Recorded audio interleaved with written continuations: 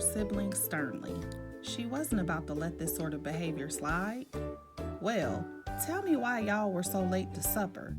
She walked around them like a Royal Guard drill sergeant. Big Mac shrugged.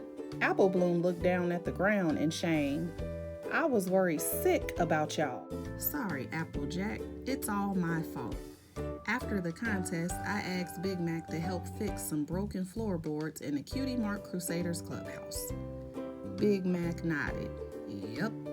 Applejack raised an eyebrow. And that took all evening? Well, no. After that, the Cutie Mark Crusaders were supposed to have an alicorn tea party.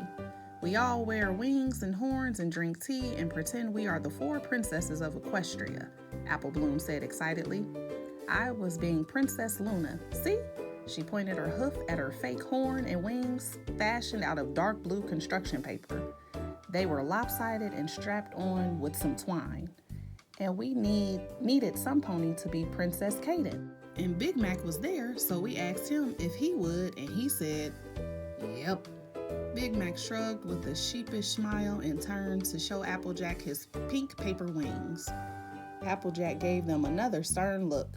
I'm glad you two had fun, but was it really fair to make Granny wait to eat dinner? She gestured to Granny, who looked completely content. Really, I'm fine, Sugar Cube, Granny said, but Applejack didn't even hear her. It was hard to stop the Applejack train once it left the station. Apple Bloom whimpered, but Applejack, I didn't mean to. Say you're sorry, Apple Bloom, Applejack insisted. Big Mac and Granny Smith exchanged a concerned look. Sometimes Applejack got too carried away with her family rules. Apple Bloom raised her eyebrows and forced the words out, trying to lay it on thick.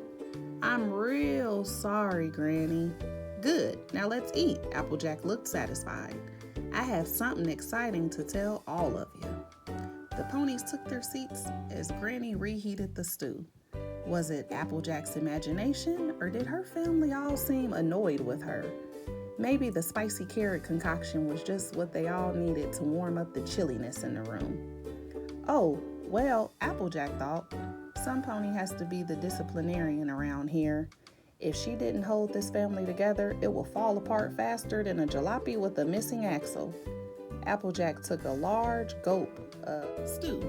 So do y'all want to hear my news or not? After dinner, Applejack decided it was still a bit too early to hit the hay. But which task from her long to-do list to complete? She had just settled on going to the barn to prep the wagons for tomorrow's work in the orchard when Granny pulled her aside.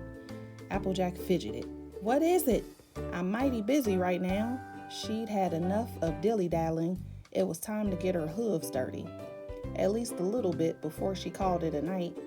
She pictured the Best of Equestria blue ribbon emblem that would be stamped on all their apple crates after they won the award. It was going to look 5 ways from fancy.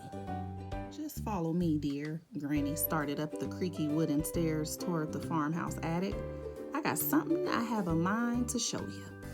Applejack hated the attic. It gave her the heebie-jeebies, the hooty-jooties, and even the humble jumbles. I'll just wait down here, thanks.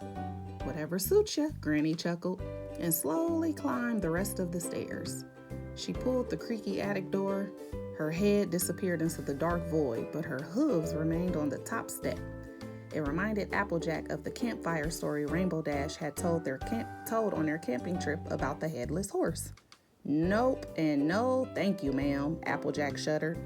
Nothing to be afraid of up here but a whole lot of apple crates and cobwebs. Granny Smith's voice was muffled. Now, where did I put that old... She threw an old moth-eaten knit blanket down the stairs and it landed on Applejack's head. She swiped it away and several broken fiddles tumbled down. Fiddle-faddle, said Granny in frustration. I just know it's up here somewhere. An old pony doll tumbled out and landed on one of the fiddles. It gave a weak twang. Do you need help? Applejack asked. She craned to see what Granny was moving around up there, but it was too dark. Was it a toy pony like the one I'm holding? Applejack picked up the old pony doll, and a wave of nostalgia washed over her.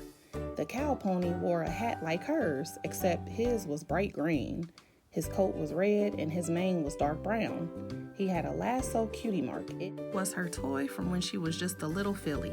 She named him Yeehaw. Back then, she carried him everywhere with her, playing on the farm and pretending to be 2 real cow ponies. Yeehaw looked a little worse for the wear now. I wonder, thought Applejack. She lifted up his back left cow pony boot. Sure enough, the inscription was still there, AJ. Applejack set the doll down on the ground. What was she doing wasting time thinking about the past when she had so much work to do in the here and now?